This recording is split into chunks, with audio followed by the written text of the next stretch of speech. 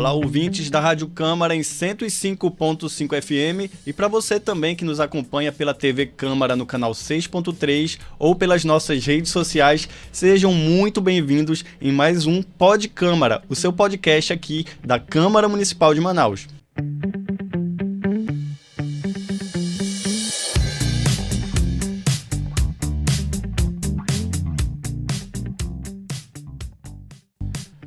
Estamos começando mais um Pod Câmara e hoje o nosso convidado é o vereador Rodrigo Guedes, do Podemos, que vai bater um papo com a gente sobre um assunto que ele domina bastante, que é a defesa dos direitos dos consumidores. Olá, vereador, seja muito bem-vindo aqui ao Pod Câmara. Muito obrigado, Lucas, pelo convite.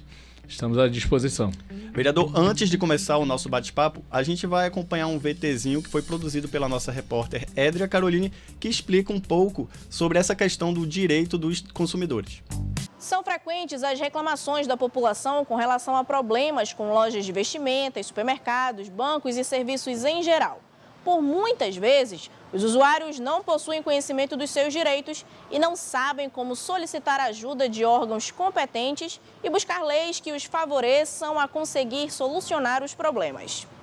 Em 2023, o Instituto Brasileiro de Defesa do Consumidor comemorou seus 36 anos de existência e de conquistas. Entre as principais, a criação e participação na elaboração do Código de Defesa do Consumidor, lei que garantiu ao consumidor mecanismos para exercer a sua cidadania. Mesmo se falando muito sobre esse tema, muitos não têm a menor ideia do que isso seja. O direito do consumidor é o conjunto de regras e princípios jurídicos que trata das relações de consumo, isto é, as relações existentes entre o consumidor e o fornecedor de bens ou serviços. Ele está diretamente ligado ao Código de Defesa do Consumidor, criado para registrar as regras que regularizam essas relações. Embora o consumo no Brasil tenha se intensificado na década de 1930, a proteção do consumidor só passou a se tornar pauta nacional cerca de 30 anos depois. Alguns dos fatores importantes para isso foram a industrialização das décadas de 60 e 70, seguida de crises econômicas e a influência externa. Por isso, hoje, no Pod Câmara, nós vamos trazer perguntas da população que serão respondidas aí no estúdio da Rádio e TV Câmara. Muito obrigado, Édria, pelas suas informações. Então, vereador, ele fez um resumo, sobre a importância do Código de Defesa do Consumidor, mas, apesar disso, ainda tem muita gente que desconhece os próprios direitos. Exatamente. O Código de Defesa do Consumidor ele é de 1990. Ou seja, ele tem ali 30 e poucos anos, né? 33 anos. 33 anos. E é uma legislação bem extensa, mas mais do que o Código de Defesa do Consumidor, existem milhares, literalmente milhares de leis, a maioria delas federais, porque esse assunto, esse tema, inclusive pela própria Constituição, ele é de competência única e exclusiva da União. Só pode ser legislado pelo Congresso Nacional. Só que existem algumas leis municipais e estaduais, apesar de não serem leis consumeristas, mas elas têm impacto nas relações de consumo quando dizem respeito, por exemplo, às concessionárias de serviços públicos, como água, energia. Mas as principais leis são federais, são do Código de Defesa do Consumidor e também outras tantas leis acessórias que foram criadas ao longo do tempo. O senhor falou aí das concessionárias de serviços públicos, E essas são as responsáveis pela maior parte das reclamações no PROCON? Também. Elas sempre são campeãs de reclamações, mas assim, não se deve somente ao fato de que o serviço que elas prestam, praticamente em 100% dos casos, é um serviço de péssima qualidade e que, inclusive, desrespeita as legislações. É pelo fato de que elas realmente têm a maior quantidade de clientes. Por exemplo, enquanto uma loja grande da cidade atende uma população X, já a quantidade de pessoas atendidas pela concessionária de energia é de toda a cidade. 99% das pessoas são atendidas pela concessionária de energia. Então isso faz com que também, fora o péssimo serviço, a quantidade de reclamações em relação a elas seja maior do que as demais empresas. Com relação a esse tema, nós tivemos uma vitória recente aqui em Manaus, que foi a CPI da Águas, da Águas de Manaus, que trouxe uma vitória importante para a população, que foi a redução na cobrança do esgoto. Exatamente. Nós vamos ter a partir desse mês de junho já, ainda que seja retroativo, ainda que não venha nessa conta de junho, mas quando eles conseguirem realmente fechar ali todas as alterações contratuais, porque não é só a CPI. A CPI fez um termo de ajustamento de gestão que vai mudar, vai alterar o contrato entre Prefeitura e Águas de Manaus, a empresa Águas de Manaus. E a partir do momento que essa alteração contratual for publicada no Diário Oficial do município, essa redução de 25% na tarifa de esgoto vai começar a contar.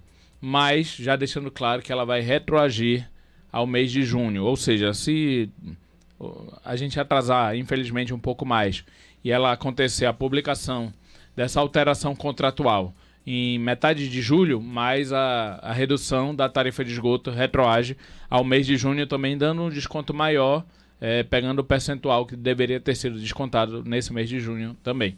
Mas é uma vantagem, é um ganho, porque essa tarifa de 80% ela foi instituída em 2012, 11 anos depois que ela vai reduzir. E importante dizer também que se não fosse a Câmara, ela continuaria em 100%, porque a Prefeitura e muito menos a Águas de Manaus não fez nenhum movimento para reduzir a tarifa.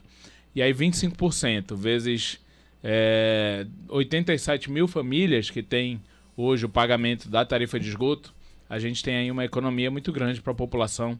Cada família economizando 50, 60 reais, mais vezes 87 mil famílias, aí a gente tem um valor bem alto de economia para a população. Com certeza é uma diferença que vai mudar o bolso dos usuários desse serviço, mas além disso também, falando da péssima prestação de serviço, vai ter a Câmara está à disposição da Águas de Manaus para ouvir reclamação da população. Olha só, a gente tem um problema muito grave em relação aos péssimos serviços da Águas de Manaus, por conta do que inclusive a CPI mostrou, que a Águas de Manaus ela é a responsável pelos serviços ruins e a Prefeitura é o poder que deveria punir em relação a esses serviços ruins, de péssima qualidade da concessionária.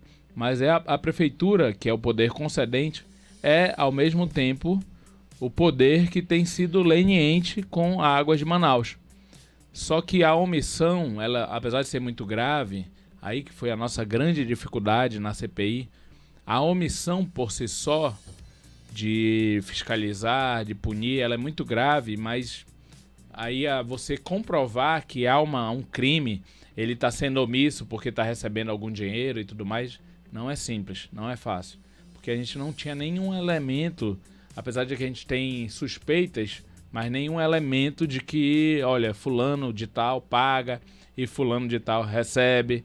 E aí a gente não podia ficar também fiscalizando no sentido de apenas jogar palavras de efeito, mas sem ter uma prova que nos levasse ali, olha, esse é o caminho, essa é a pessoa. A gente tem, infelizmente, apenas denúncias gravíssimas, mas não tinha como descobrir exatamente isso. Então, o que a gente vai fazer? A gente vai estar encaminhando o relatório final que foi votado na semana passada para o Ministério Público, eventualmente propor ali uma ação criminal ou também uma ação civil, para que a Prefeitura, a partir daqui, ela comece a exercer sua obrigação de punir a concessionária a partir do momento em que ela verificar, por exemplo, um bairro que está 3 dias sem água. A partir daí, a Prefeitura ela tem que exercer seu poder dever de punição, de sanção da concessionária, e se a Prefeitura continuar não punindo, e aí eu acho que depois da CPI, inclusive, que a CPI já mostrou que ela não estava fazendo, aí é o caso de a gente buscar outras medidas também.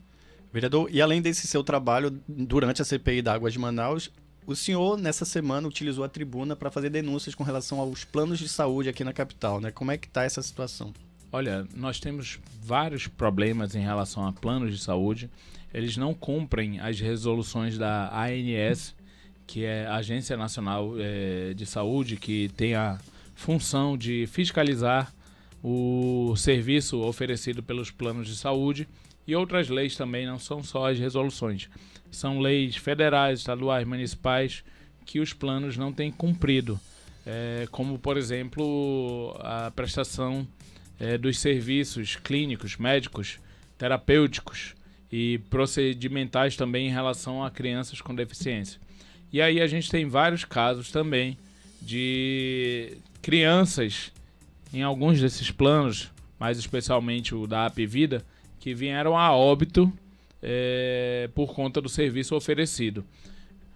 A gente sabe que, infelizmente, eu até conversando com os pais e mães, eu comentei isso, a gente sabe que, infelizmente, até no país mais rico do mundo, pessoas morrem. Acontece, alguma criança, mortes de recém-nascidos, idosos, isso acontece, sempre vai acontecer, porque a nossa vida é finita. Faz parte. Né? Só que, quando a gente vê que são vários casos, não foi um caso isolado, não foram 2, mas são vários casos, aí a gente começa a ver, opa, peraí, aí já não é mais o fator vida finita que nós temos, que infelizmente pessoas morrem. É o caso já de um indício muito claro de negligência da rede de plano de saúde e também imperícia, imprudência, serviços inadequados, e aí já demanda uma ação mais contundente e investigativa também em relação a esses planos, em especial o caso da Apvida.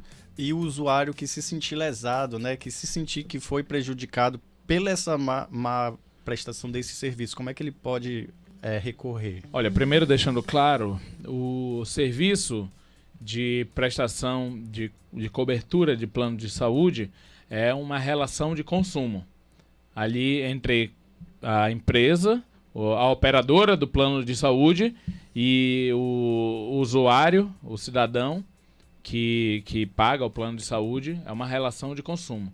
Então ele tem como alternativas de eventualmente fazer uma denúncia ou buscar remediar, corrigir um problema nessa relação de consumo. Ele pode recorrer tanto à Agência Nacional de Saúde. Eu sei muito bem que não funciona a contento.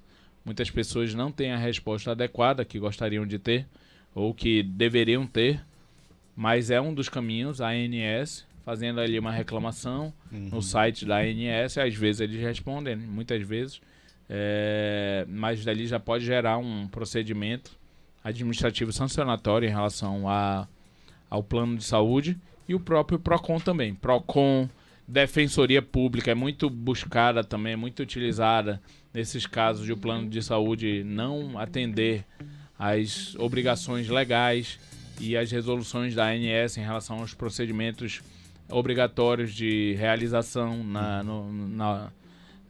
nas operadoras dos planos de saúde ou nas clínicas conveniadas.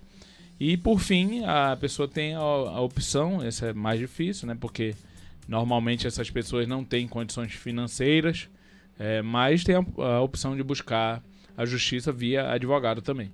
Mas pode ser PROCON, por exemplo. Pouca gente procura o PROCON em relação a plano de saúde, mas é um instrumento que tem por competência também atuar nesses casos de relações de consumo entre cidadãos e operadores de planos de saúde. Olha aí, uma dica importante, até porque falar de saúde é falar da vida das pessoas, né? Exatamente. Agora, vereador, puxando um pouco a brasa para nossa sardinha aqui, nós que somos o poder legislativo, o senhor mesmo falou que existem milhares de leis que tentam ordenar essa relação de consumo, né, entre os consumidores e as empresas.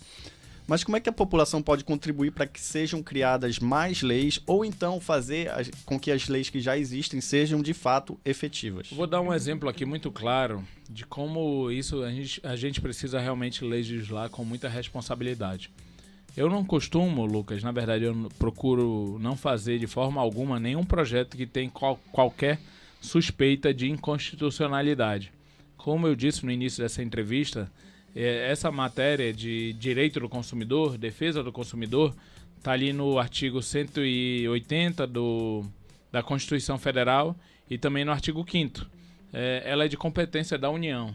Inclusive no artigo 21 também da Constituição Federal delimita a competência da União para legislar sobre a questão do direito do consumidor, defesa do consumidor. Então, muitos projetos que vereadores propõem eu não estou falando aqui de Manaus, estou falando do Brasil inteiro, acabam que são inconstitucionais. São projetos aparentemente bons, só que muitos deles são inconstitucionais e acaba você criando uma expectativa de algo que, no final das contas, não vai se consumar mesmo como um direito do cidadão. Exemplo muito claro, estacionamentos de shopping centers aqui da cidade. Foram feitas várias leis, você deve lembrar, da hora fracionada, a lei do 30 minutos, a lei do 15 minutos, a lei do... Se você consumir até 30 vezes ou 10 vezes o valor do estacionamento, você não tem que pagar o estacionamento, a gratuidade. Todas essas leis municipais que regiam o tema estacionamento privado, elas caíram porque o Tribunal de Justiça entendeu que todas, sem exceção, eram inconstitucionais. E aí você acaba criando uma expectativa no consumidor e isso acaba não se materializando num direito.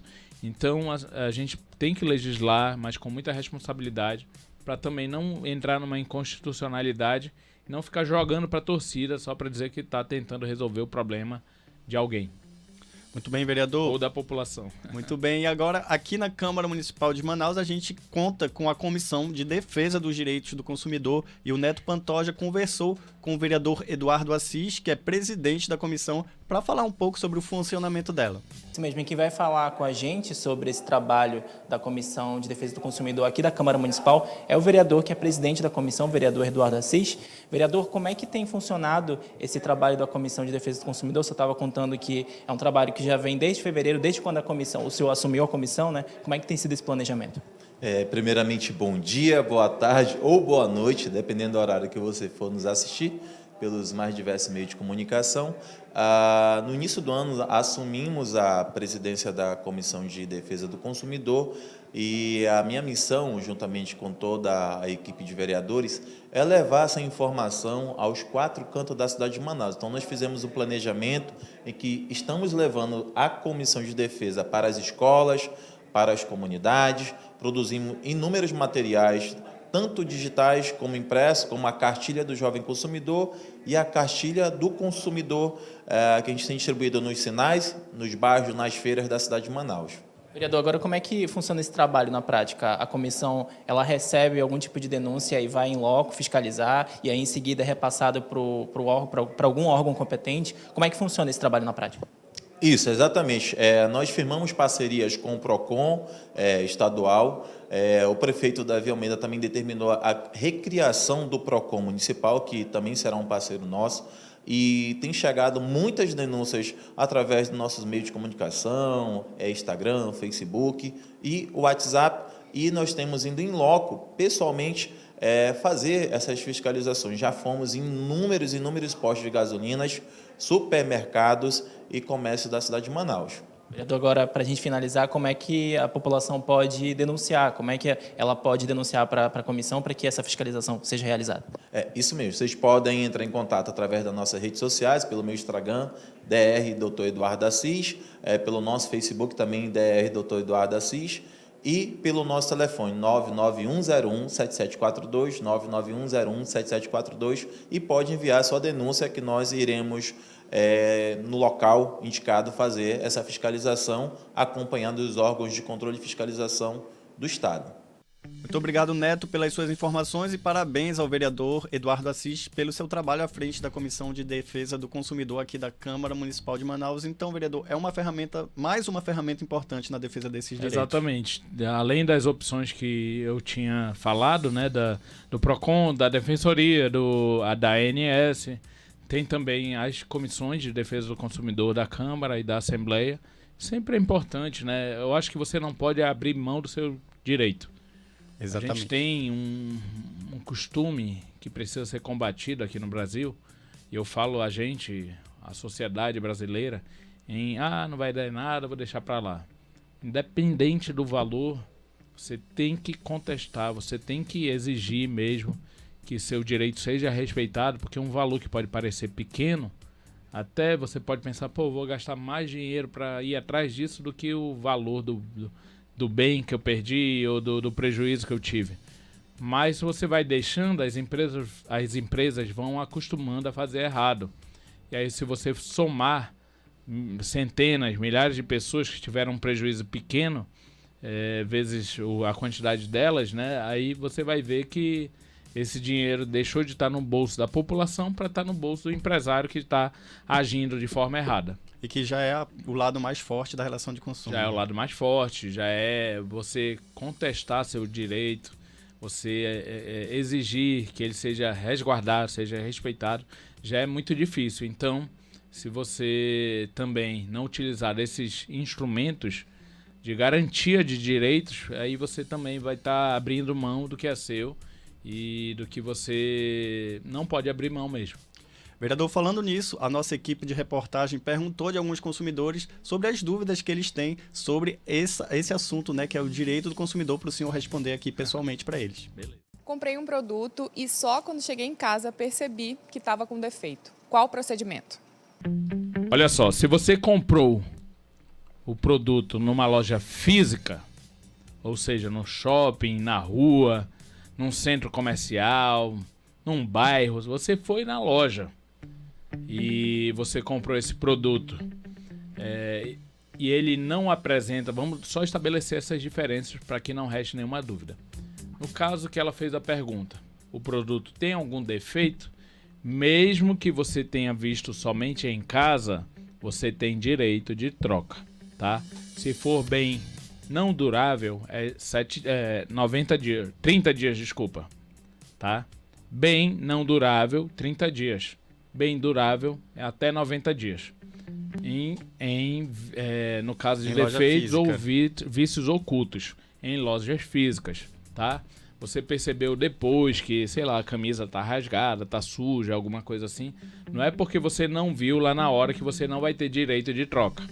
Só que, no caso, não sei se é uma das perguntas também, só que no caso de você, o produto não ter nenhum defeito, nenhum vício, seja aparente ou vício oculto, você simplesmente não gostou mais, eu comprei, mas não gostei, você não tem exatamente o direito de troca, a não ser que a própria empresa que você comprou, ela lhe dê essa oportunidade de troca. No caso de você não gostar do produto, ou comprei errado, dei de presente para alguém, mas a pessoa não gostou, dei de presente para alguém, mas não cabe na pessoa, você pode ter direito de troca só se a empresa já disponibilizar isso como uma política dela mesma. Entendi. Então, a obrigatoriedade da troca só vale em caso de defeito oculto ou... O que seria um defeito oculto? O defeito oculto é aquele...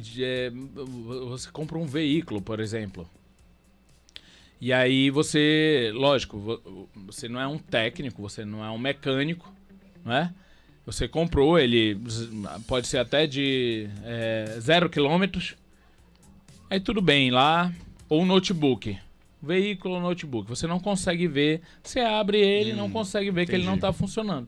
Só que você chega em casa, e aí na primeira semana você liga, ele está falhando ali a tela. Você não tinha como ver antes. Ou o botão não está funcionando. Isso é o caso de um defeito oculto. Aparente é aquele que a camisa está rasgada, né? A questão do vício aparente, ele traz uma dificuldade maior de você reaver o seu direito. Porque vamos dar o exemplo aqui de uma camisa que está suja. Você comprou, está suja. Aí você foi para casa, levou o produto para casa. E aí o vendedor pode dizer, não, mas não foi aqui não. Então, nesses casos de alguma questão esteticamente visível, aí de fato você tem que dar uma olhada no produto, você tem que dar uma verificada, analisada antes de levá-la, para depois não ficar essa discussão de quem foi o responsável por aquele vício aparente, defeito aparente. Muito bem, vereador. Vamos à próxima pergunta. Sofri uma cobrança indevida no banco. Eu paguei. Eles vão devolver o meu dinheiro? No caso de cobrança indevida, você não só tem direito à devolução do valor que você pagou, mas também a devolução em dobro. Isso é um direito garantido, salvo engano, no artigo 41 do Código de Defesa do Consumidor. E aí você pode exigir essa devolução do valor em dobro. Seja diretamente com a empresa, eles podem até se negar a pagar, mas judicialmente isso é garantido, isso é, entre aspas, fácil de você reaver, porque já está ali no Código de Defesa do Consumidor. Se você foi cobrado e pagou aquela dívida aquela dívida não, aquela não dívida, aquela suposta dívida que foi cobrada de forma errada, você tem direito não só a devolução do valor principal, mas o dobro do valor também. Nesse caso é importante, então, ter os comprovantes todos Ter todos em os mãos. comprovantes. Pagar tudo mediante uma prova. Evitar qualquer tipo de pagamento que você não consiga comprovar a relação de consumo. Então, pagar, se possível, no Pix. Pagar, se for no boleto, guardar ali o comprovante do boleto, aquele número que é colocado, autenticação, exatamente. Evitar qualquer tipo de pagamento que você não resguarde o comprovante que você estabeleceu. Não só o pagamento, mas a relação de consumo também. Muito bem, vereador, esclarecimentos importantes. E agora vamos à próxima pergunta. Eu abri uma conta no banco e pago uma taxa que não me foi informada. Como o PROCON pode me ajudar? Esse é um dos casos que mais tem se falado ultimamente, dessas taxas, que são cestas, serviços que você não solicitou do banco. Primeiramente, a gente tem um costume de quando vai fazer ali um contrato, né, vai abrir uma conta no banco, a gente tem um hábito, primeiro, de não ler esse contrato, segundo, muitas vezes, de não guardar o contrato original.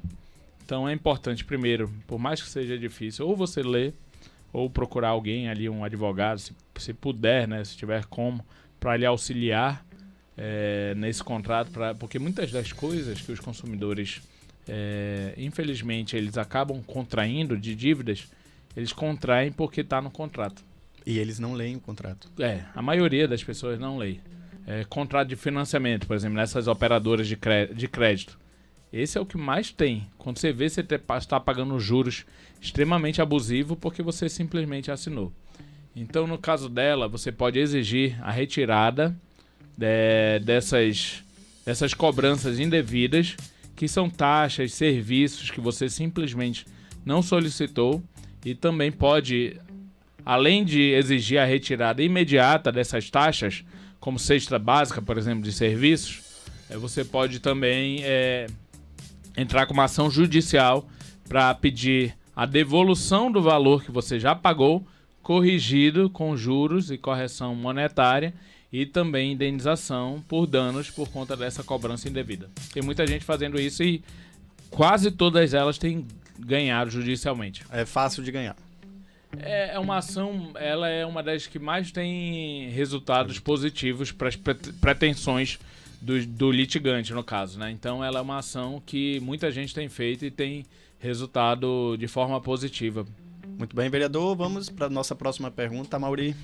Deixei meu carro no estacionamento do shopping, fui roubada e a empresa me notificou que não é de responsabilidade deles. O que eu devo fazer para adquirir meus direitos? Esse também é um caso muito claro, né, de direito consolidado de consumidores.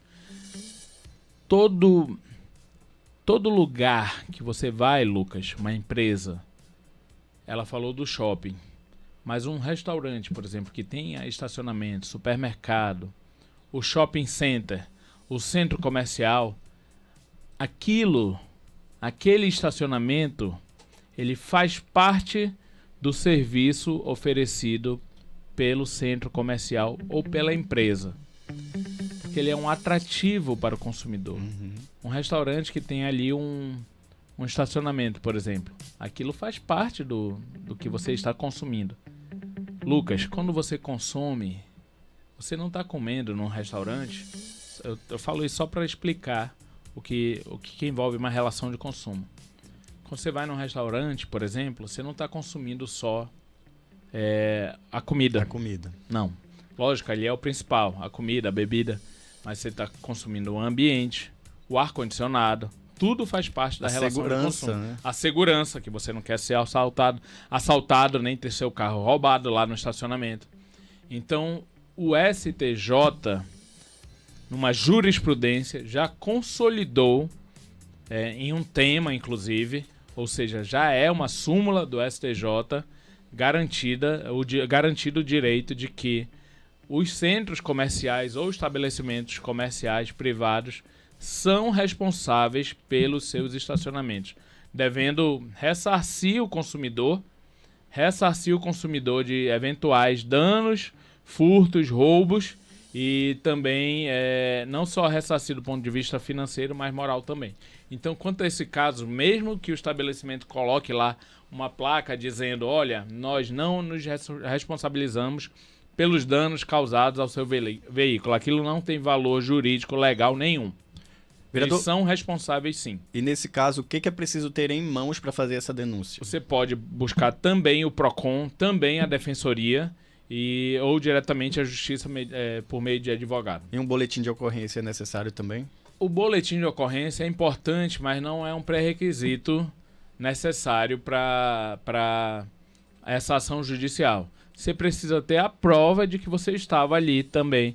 Para instruir o processo, a prova pode ser até o ticket, o canhoto do shopping center, por exemplo. Olha, não, tá aqui meu canhoto, aquele ticket que você pega, tem a hora que você entrou. Exatamente. Né? E aí, neste caso do estacionamento do shopping center, por exemplo, tem-se o que a gente chama no direito do consumidor da inversão do ônus da prova, ou seja, se ela, no caso dela ali, que ela falou que sofreu eventual dano, ela alega que aconteceu, que foi furtada, que teve seu veículo ali arrombado, por exemplo, o vidro quebrado para furto, cabe ao estabelecimento, isso é próprio do direito do consumidor, provar, e aí ele tem que ter seus instrumentos, que não aconteceu, que isso é uma mentira dela, se fosse o caso. E aí como vai fazer isso? Por meio de câmeras, mas o ônus da prova, nesse caso, cabe ao estabelecimento. Não é ela que tem que mostrar, até porque ela não tem como mostrar. Como é que você vai mostrar num estacionamento de shopping center que foi roubado, se você saiu, se você deixou seu carro lá e foi comprar? Como é que você vai provar isso? E aí o ônus da prova, nesse caso de que eventualmente não foi roubado, cabe ao estabelecimento. Diz, olha, tá aqui. Eu trouxe as imagens e estou mostrando aqui que não aconteceu nenhum roubo aqui dentro, tá aqui a hora que ela chega, tá aqui a hora que ela sai, não tem nenhuma pessoa que se aproxima, não tem nenhuma pessoa que quebra o vidro. Muito bem, vereador. Eu acho que a gente tem mais uma pergunta. Vamos à próxima pergunta. Fui em um restaurante e fui obrigada a pagar a taxa de 10% de serviço. Como eu posso fazer a cobrança de fiscalização ao estabelecimento, tanto no PROCON ou algum vereador na Câmara Municipal de Manaus? Esse caso dos 10% é um caso muito clássico das relações de consumo e de dúvidas dos consumidores. Os 10% não é obrigado. Ele não é obrigatório. O pagamento. Porque quando você vai num restaurante, por exemplo, à la carte, o à la carte é aquele que você não faz o self-service, né? Self-service é aquele que você vai ali na fileira de pratos e vai pegando o que você pretende. Vai nas bandejas. Nas bandejas, exatamente. No prato e você vai pegando individualmente o que você deseja consumir. No caso do restaurante à la carte, você só tem a opção do serviço mediante o garçom. Você não tem a outra opção. Você não tem a opção de ir lá e pegar a sua comida. Você não pode ir lá na cozinha pegar a sua comida, por exemplo. Então isso faz parte do serviço ofertado por eles. Então não cabe a cobrança dos 10% a mais na sua conta. E aí você não é obrigado a pagar. Mas não é porque veio ali os 10% que por si só tem uma ilegalidade. Entendi. Tá? Ele pode ali colocar. Aí fica a critério do cliente. Fica a critério do cliente. Algumas pessoas pagam, outras não querem pagar. O que o restaurante não pode fazer é lhe obrigar a pagar. Não, aqui você é obrigado a pagar os 10%. Isso aí, mediante já essa denúncia, já cabe uma fiscalização do órgão de defesa do consumidor. E ele já pode atuar se comprovado que um restaurante, por exemplo, está cobrando obrigatoriamente os 10%. E ainda falando de restaurante, como é que funciona o caso do couvert artístico? É obrigatório esse pagamento? O caso do couvert artístico é outro caso muito clássico de dúvida dos consumidores. O restaurante pode cobrar o couvert artístico. Pode. Não há nenhuma lei que impeça. Só que, pela regra básica do direito do consumidor, essa cobrança ela tem que ser informada de forma ostensiva para o consumidor. E aí a gente entra sempre numa dúvida muito recorrente, o que é a forma ostensiva de informação ao consumidor? Às vezes, o ideal é que tenha na mesa, cobramos couvert artístico, ou de uma forma muito clara, às vezes numa placa de aviso na parede, porque nenhuma lei estabelece como deve ser essa informação ao consumidor.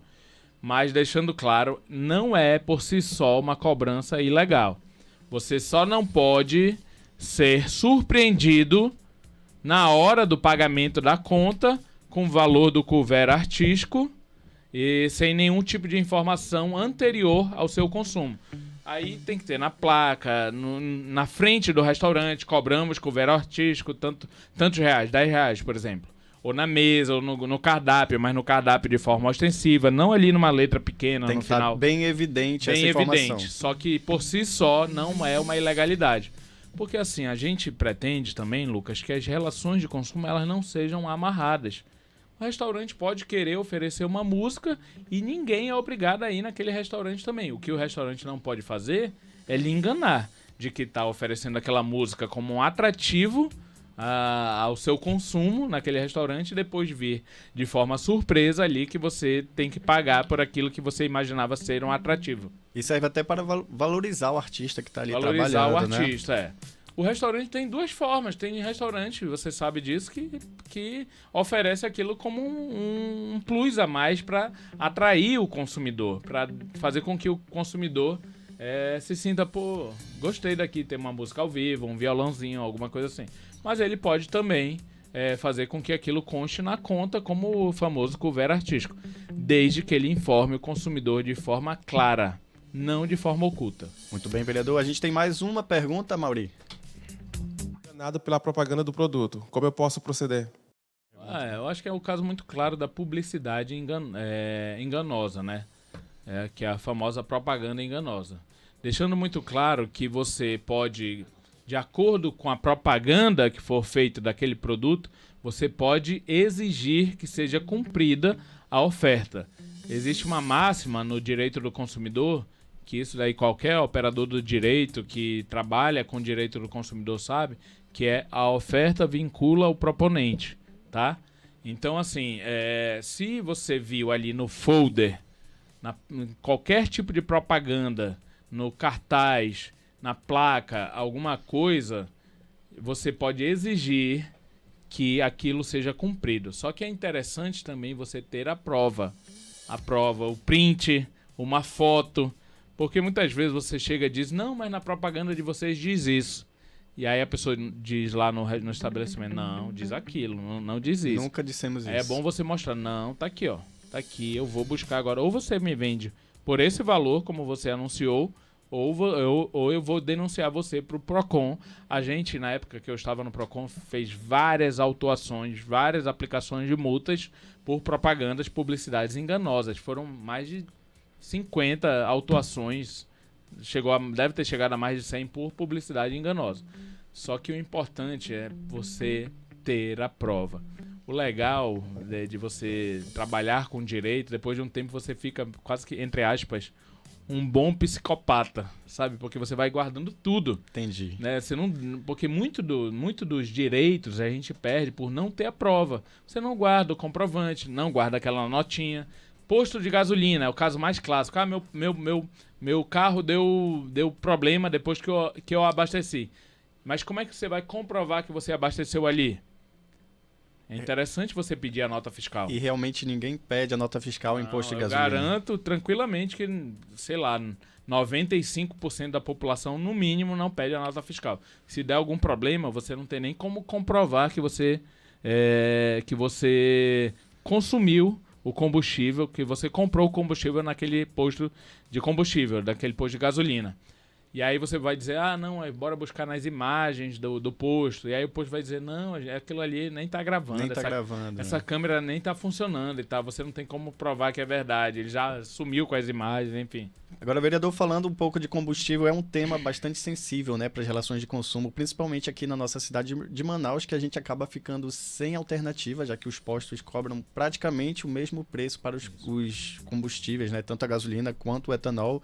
E essa foi uma uma marca da sua passagem lá no Procon Amazonas. Essas fiscalizações, como é que o consumidor pode se defender com relação a esse abuso? Olha, acho que a nossa maior defesa em relação a essa questão da gasolina, dos combustíveis, é a gente simplesmente contestar, brigar mesmo, não aceitar. Tem muita gente que fala, pode deixar aí, pra mim tanto faz, não vai mudar mesmo, não vai dar em nada e tudo mais.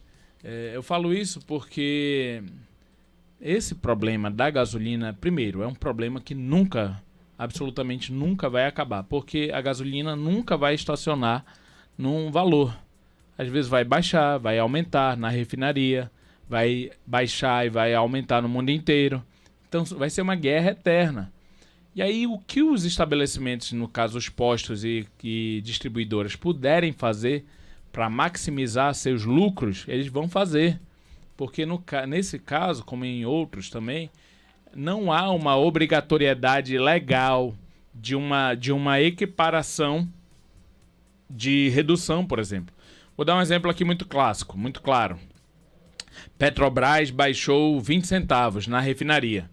Não existe uma obrigatoriedade legal de que se baixe no posto de gasolina 20 centavos também. Não existe.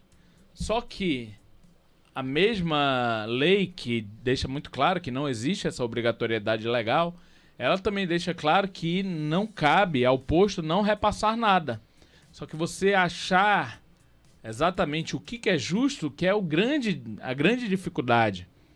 Né? Tá, baixou 20 centavos. E aí, você tem que baixar quanto? O posto? 20?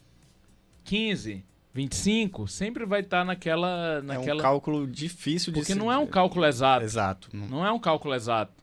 Porque o combustível, apesar de ser um componente da composição de preço de um posto de gasolina, ele tem outros componentes também. De repente baixou na Petrobras, mas a distribuidora não baixou.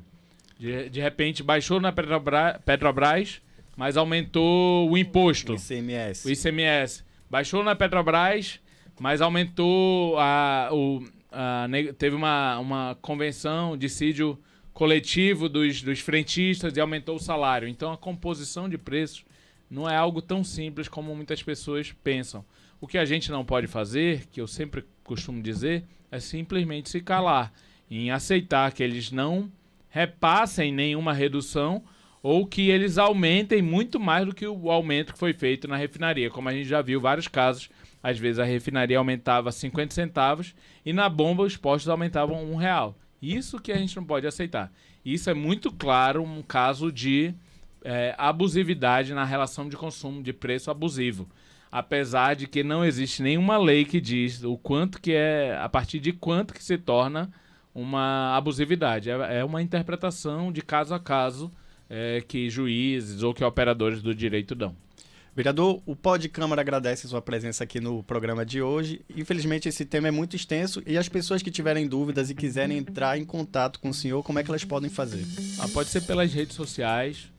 Sempre a gente está buscando interagir com os cidadãos, consumidores também, e o que a gente puder ajudar, a gente ajuda. Muito bem, vereador, os microfones aqui da Rádio Câmara e da TV Câmara estão sempre abertos para o senhor. E para você que acompanhou a gente até aqui, muito obrigado pela sua audiência e na semana que vem a gente volta com mais um tema relevante aqui para a sociedade manauara. Até lá!